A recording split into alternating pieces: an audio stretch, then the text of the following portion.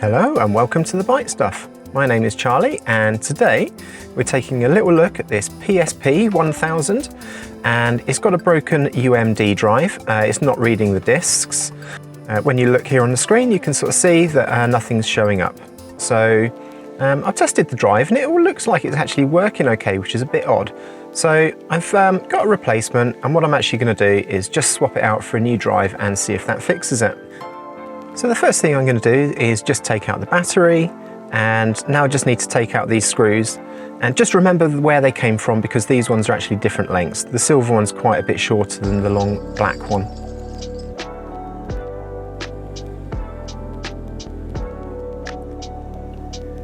Now I'm just going to remove the warranty sticker. I'm just using a pair of needle nose pliers to do this. It can be a little bit tricky just to peel it up at first, but once you've got a corner, you should be able to sort of just pick at it and then pull it up. And let's face it, the warranty is void anymore, so we're not going to be putting this sticker back in anyway.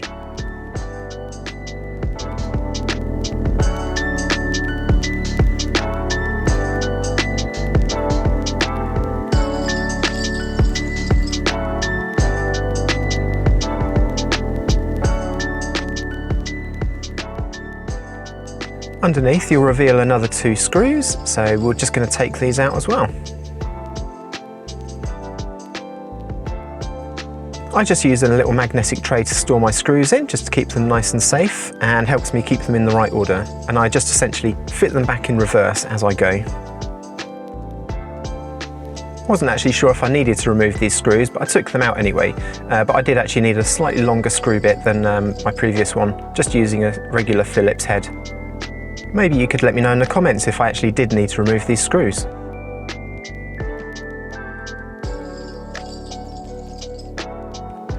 Now I'm just going to use a little plastic spudger to go around the edge, just prise it away.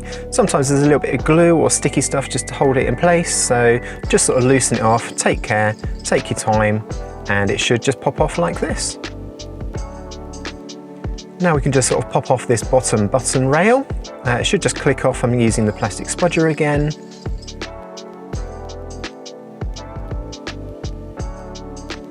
There we go.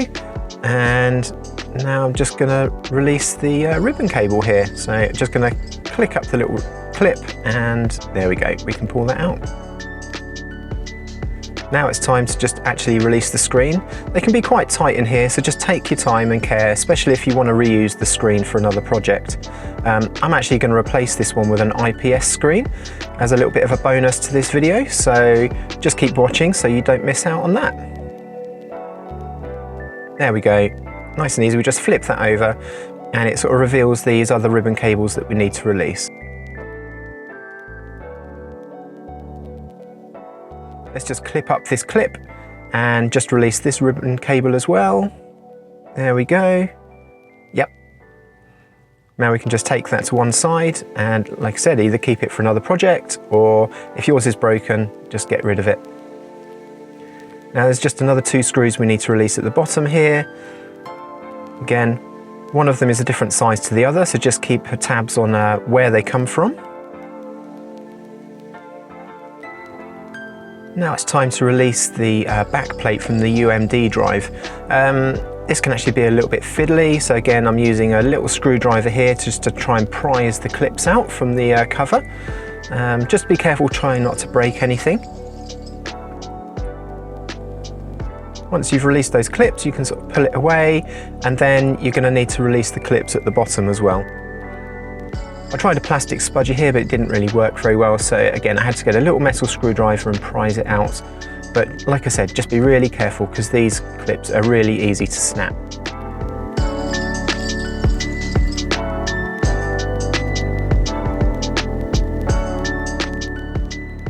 Now it's time for us to release the UMD drive. So yeah, I've just zoomed in here and you can see we've got these 2 little plastic tabs that you need to release the ribbon cable for. So let's just pull that out. Yeah. Oh, yeah, we've got it.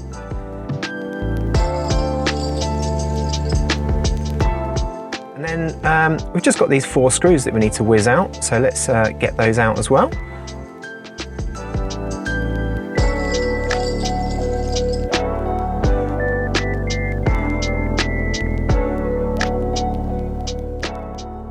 and it should just sort of pop off.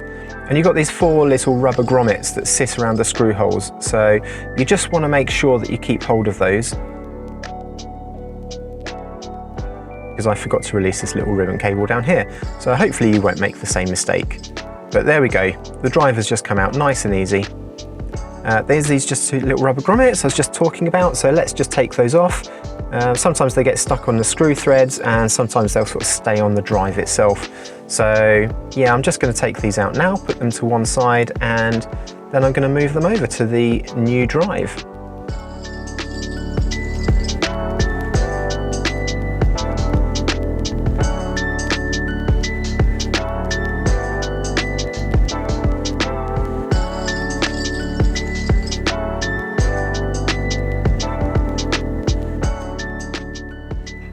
Now it's time to fit the new drive, and I'm just trying to squeeze the ribbon cables through the little gaps. So one goes through the middle of the board and one goes in through the bottom near where the barcode is. Let's just zoom in so we can have a better look. Yeah, I mean, it's basically just reverse of the process that you've done already. So you want to just slide that ribbon cable into there, the big one.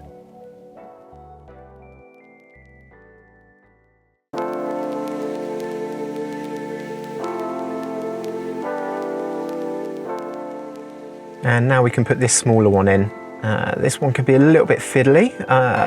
Sometimes they just go straight in first time, and sometimes it just takes a little bit of fiddling around. So just take your time here, no worries, no stress and no rush. Just make sure it goes in properly, because the last thing you want to do is actually damage the ribbon cable. But there we go, now we can just put down the securing clip.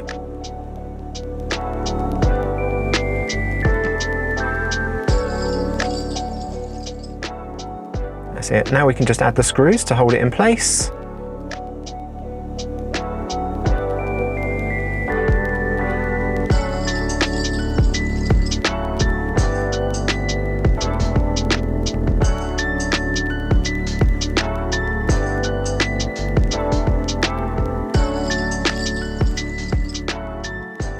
I think what I'm going to do now is just test everything's working. So I'm just going to pop the battery in.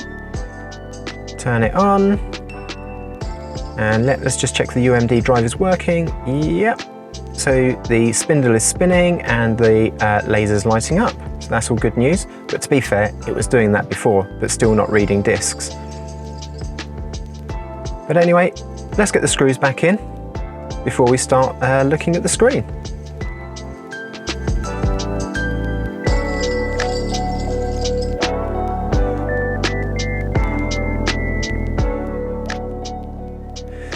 You can see here, we're zooming in, and the laminated IPS screen that I've bought, I need to bridge these 2 connections. They're actually quite a lot smaller than I realised, and I don't actually have a microscope, so I was trying to just do it and be careful, but you can see here I'm just using a little bit of solder to bridge the contacts. You could use a little bit of wire. That would probably be a tidier way of doing it, to be honest, but bridging it with solder works just fine. Now we can close these clips up, and I'm finding them a little bit tight actually. This new screen, the ribbons must be just a little bit tighter than the old ones. I need to be careful here because it already looks like this cable's a little bit creased. But yeah, let's just take care using needle nose pliers to push that in place. Let's just lift up the locking tab. We need to make sure the cable sits in properly.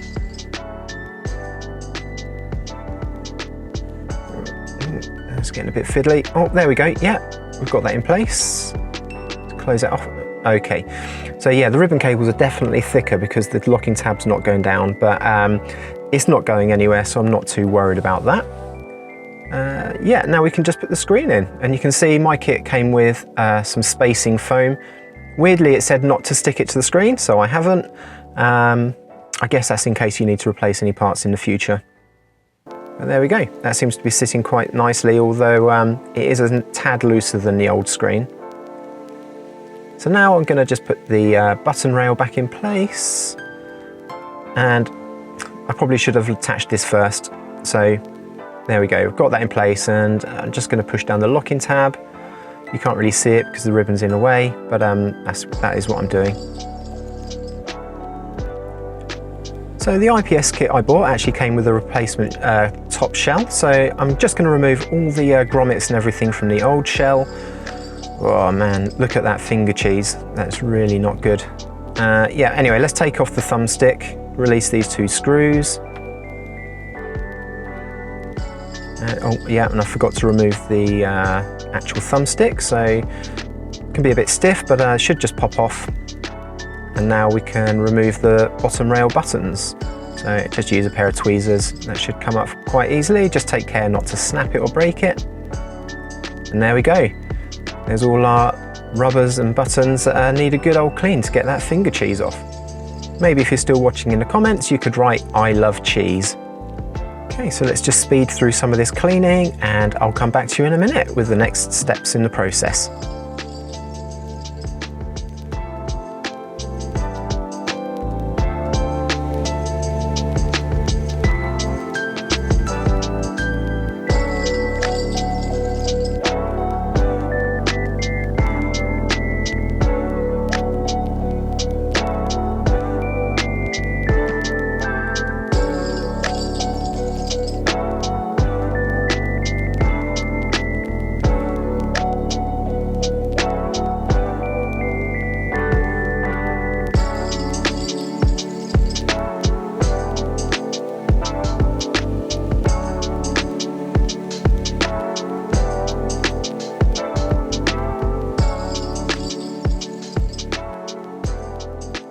There we go. Not perfect, but a lot better than they were.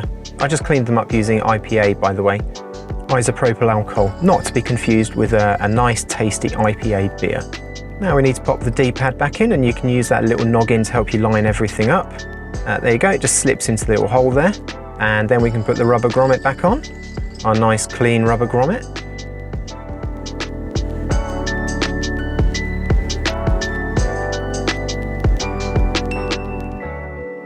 Now let's pop our thumbstick back in and screw that in into the new shell. So this is fresh plastic, so you're going to be creating the screw thread as you push it down. So just take a little bit of extra care to make sure you don't over tighten.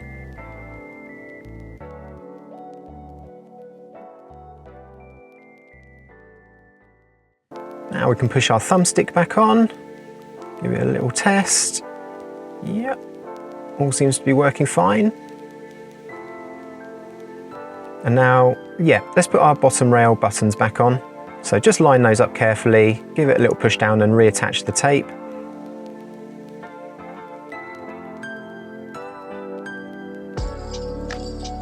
And now we can tackle the other side. So let's pull off this rubber grommet, remove the buttons and give it a good old clean like we did the other one. And then, like I said, these needed a good old scrubbing to get rid of that cheese.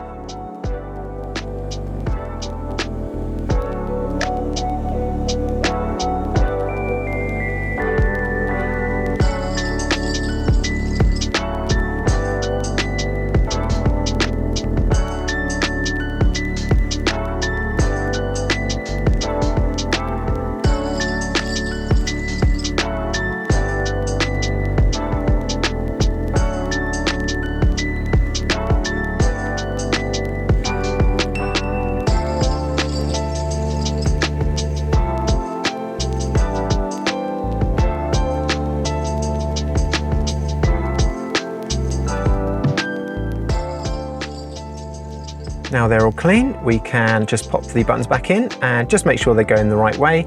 If you get a bit stuck, you can actually look on the motherboard and they're printed on the motherboard, so I think they only fit in one way anyway because they've got these little plastic tabs that load into the right sections, so there's no way you can have a square where a triangle should go, for example. Oh, yep, there we go, pop that in and we're done.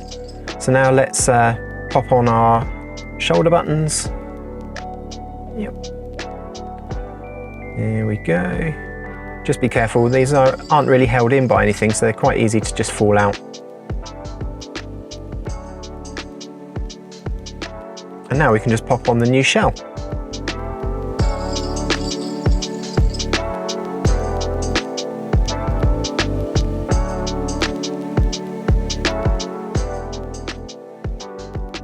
So now it's time to just screw it all back together. So I'm just going to slide in this bottom screw first. And then I'm going to go over to the battery compartment and add all the screws back in here. Hopefully you kept a note of where they all came from and you can put them back into the right places. It is worth remembering that the silver screw is a lot shorter than the black one, so you really don't want to get these mixed up.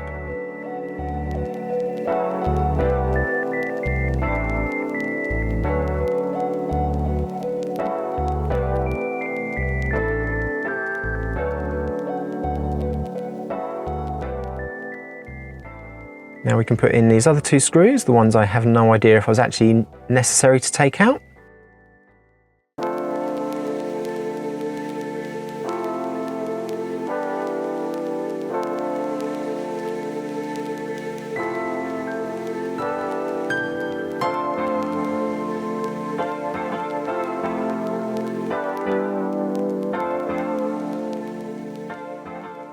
Now let's pop on the back cover for the UMD drive.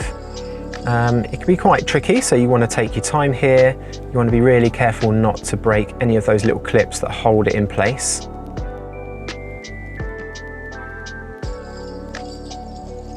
What you don't want to be is a right Charlie like me and snap off the clip that holds it in at the hinge end.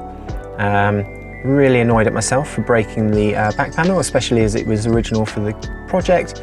But let's just say we'll either be doing a video on replacing the back panel or doing a full reshell in a few weeks. Let me know in the comments which one you would prefer to see. As long as you don't break it, just make sure you put that little spring clip back in place. And now we can test the screen. Probably should have done this before I put it all back together actually, but in case anything wasn't working, but luckily we're all good. Let's just play a bit of Gran Turismo to make sure everything's working all right and check out the quality of the screen.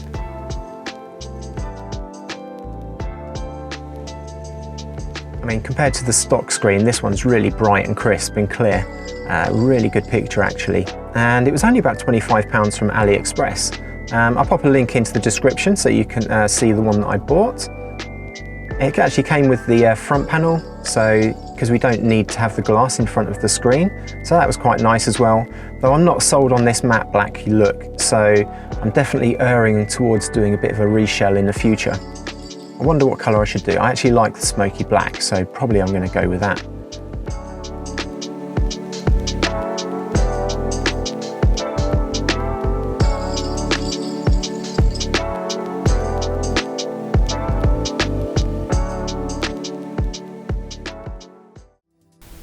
Anyway, thank you so much for watching. I hope you enjoyed this video. If you did, please consider liking and subscribing. It really means a lot to me as my channel is just starting out. So anyway, that's enough from me. Take care and I'll see you next time. Goodbye.